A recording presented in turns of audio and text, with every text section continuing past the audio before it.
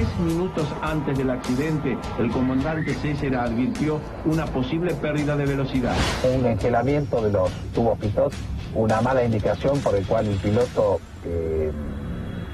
no pudo tener certeza de la velocidad real que finalmente tenía. A partir de un grave accidente ocurrido en el año 74 en los Estados Unidos, se tornó obligatoria la instalación de una alarma de color ámbar claramente visible frente al piloto, toda vez que la calefacción del tubo pitot del velocímetro no estuviera funcionando adecuadamente. No había un dispositivo que era reglamentario desde hacía unos cuantos años, una alarma que le permitiera al piloto saber a qué velocidad y altura iba. La alarma, a través de esta luz, no, en ese momento no era obligatoria. La aeronave debería haber contado con una alarma lumínica que le indique al piloto el no funcionamiento de este circuito calefactor, a pesar de que existe un reglamento de NAR número 25 que establece la obligatoriedad de esta alarma desde el año 1989 en todas las aeronaves de transporte.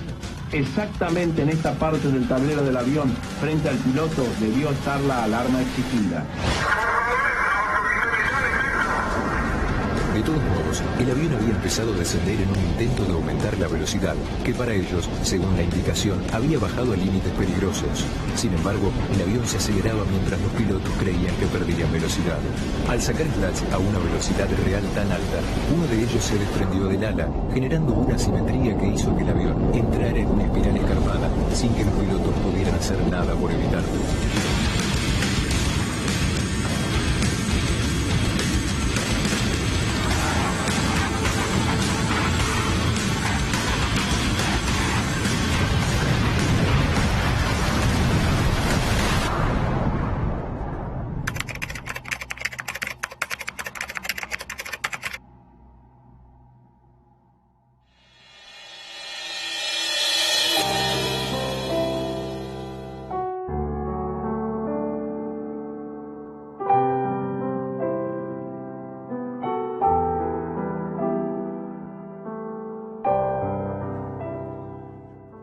Casi 22 años se han pasado de este accidente con un error, obviamente hay un error humano mezclado con una falla técnica.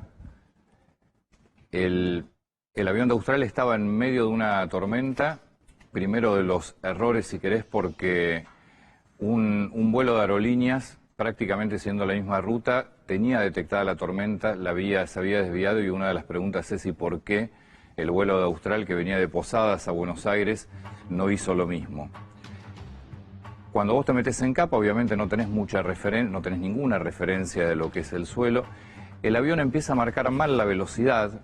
¿Por qué? Porque se congela uno de los indicadores que tiene que ir calefaccionado para evitar precisamente, vos volás a 50 grados bajo cero, para evitar que se congele, va calefaccionado, el tubo pitot. Ese indicador se congela, entonces empieza a indicar mal la velocidad. Claro, cuando los pilotos ven que la velocidad empieza a bajar, lo que suponen es, por supuesto, que el avión, perdiendo velocidad, le dan potencia, la velocidad sigue bajando, de alguna manera también le bajan un poco la nariz para que el avión tome velocidad y no siga perdiendo. Claro, estaba mal medida la velocidad. No había ninguna alarma que estuviese marcando que ese tubo pitot había dejado de calefaccionar, se había congelado y por ende la velocidad estaba mal. Y ahí es cuando cometen el error más grave, el error fatal, que es abren los slats, es decir, sacan los slats, que son unos dispositivos para darle sustentación al avión. Tenés flaps detrás del borde de fuga del ala y slats adelante en el borde de ataque. Claro, con una velocidad completamente en exceso, porque el avión venía con exceso de velocidad, se termina rompiendo parte del ala, parte del slat, y ahí el avión entra ya en una pérdida irremediable. 22 años pasaron. Lo que pasa es que detrás de esta decisión de los pilotos hay una enorme cadena de errores y de fallas que sin duda se podían haber evitado. Por eso hay 35 imputados en este juicio, 74 personas murieron y casi 22 años después, al borde de estar prácticamente caducada esta causa, llega finalmente el juicio y la justicia que esperan todos los familiares. Fabián Rubino, nuestro móvil. Adelante, Fabián. Y ustedes y nosotros, Antonio, nos preguntamos, 22 años, pasaron 3 jueces desde el 10 de octubre del 97 y todavía no hay justicia. Estamos con Silvina Rumaquela, quien es abogada querellante y también es la hermana de una de las azafatas de este vuelo. Y ella me decía, esto es igual a la tragedia de Once. Aquí está también la corrupción metida. ¿Te acordás que en esa época Austral formaba parte de Iberia, estaba privatizada? Te está escuchando Antonio Lac, no era Iberia en esa época, era INI, que era el Instituto Nacional de Industria de España. Iberia la había dejado 2 años antes, pero estaba en el gobierno español la empresa todavía. ¿Cómo le va, doctor Antonio Lac? Buen día. Buenos días, Antonio. Estaba escuchando la reseña que hacía de las causas del siniestro y la verdad que lo felicito porque ha sido muy preciso. Efectivamente, detrás de esta tragedia, cuando nosotros comenzamos allá lejos y hace tiempo, 21 años atrás, a investigar, teníamos la sensación de que había mucho más de lo que surgía con claridad en el informe final de la Comisión Investigadora del Uruguay. Y así, bueno, fruto del esfuerzo, de la lucha incansable, empezamos a desandar el hilo de la trama de la corrupción, producto primero de la privatización de aerolíneas y después de la posterior adquisición de Austral, primero en manos de Iberia, después a través de la CEPI, que eran las controlantes de estas dos empresas. El avión era un avión de descarte. Claro, era un DC-9 Iberia, que Iberia lo había dejado de utilizar y se los manda a Austral para no comprar aviones nuevos. Exactamente. Iberia, que era la controlante, a través de CEPI, le vende a Austral. Es decir, el presidente de Austral, en ese momento, hoy procesado, el señor Morán Casero, era a su vez directivo de la empresa Iberia. O sea, de un lado del mostrador vende y del otro lado compra. Y compra este avión de descarte que no podía más funcionar en el espacio aéreo europeo.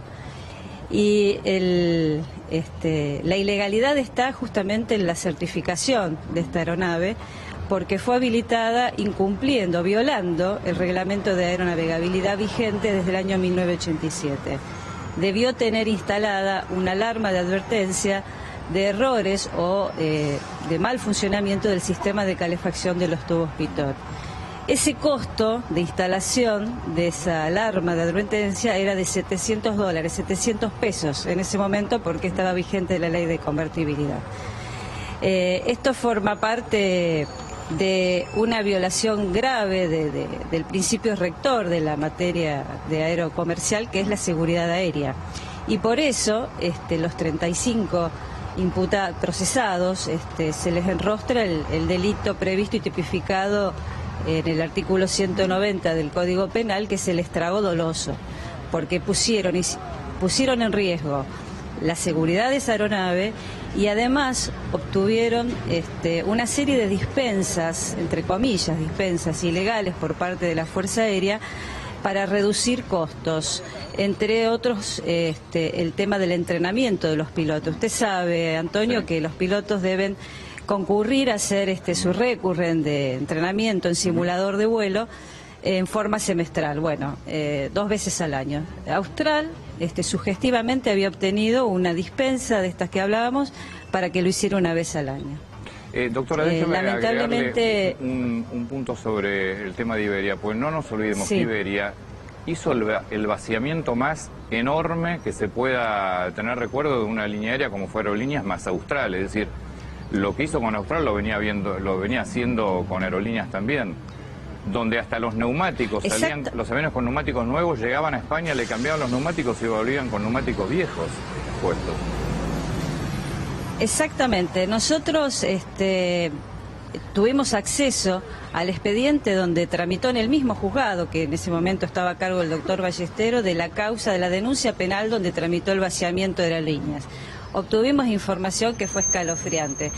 Ya en la Cámara de Diputados, en el año 1994, en la Comisión de Transporte, se los citaba a los directivos de la empresa Austral y Aerolíneas y a los miembros de la Fuerza Aérea, y los diputados de ese momento les reclamaban que invirtieran en seguridad aérea, que la Fuerza Aérea controlara, porque iba a producirse era inminente la producción de una tragedia y efectivamente sucedió. Doctor. O sea, esto Sí, perdón. No, le quería hacer una pregunta, sí, porque Sí. mucho se dijo que en el momento, que en un último momento el piloto se da cuenta realmente lo que pasaba, lo que pasa es que ya era tarde porque el copiloto ya había sacado el slats. Que esto está en las comunicaciones, esto es así, que el piloto le dice no pará, pero ya estaban puestos los slats, porque el piloto se da cuenta en ese momento que había un problema de medición, no era un problema de velocidad. Es cierto, es cierto. Justamente una de las causas de esta comunicación compleja que se advertía en la cabina era porque los pilotos no estaban entrenados en el manejo de recursos de cabina, que ya era obligatorio y Austral no los había implementado. Es decir, sumado a toda la otra secuencia previa que usted muy bien relataba, es decir, el despachante de la aeronave, el despachante operacional que está procesado, perdón, no está procesado, nosotros pedimos el procesamiento y no fue procesado. Estaba vencido en su habilitación, o sea, no debió haber despachado el vuelo. Una cadena de errores que termina con una falta de preparación de los pilotos también. Estaban dadas todas las condiciones previas y en ese momento, porque partieron con información meteorológica desactualizada, el borde Gualeguaychú no funcionaba, dos frentes de tormenta, errores, imposibilidad de comunicarse, no se escuchaban las comunicaciones entre la torre de Seiza y la aeronave, tomó el contacto Carrasco, hizo de puente el avión que usted bien señala que era una aerolínea, es decir, estaban dadas todas las ventanas que se requieren, exactamente. Era una tragedia anunciada, iba a pasar en algún momento, nos tocó a nosotros y bueno. Gracias por el tiempo, nos quedamos allí trabajando con ustedes. Muchas gracias. Muchas gracias a ustedes por el espacio. Vos fíjate qué bárbaro esto, ¿no? Lo que acaba de contar, mirá, que el borde de Gualeguaychú no andaba, que no...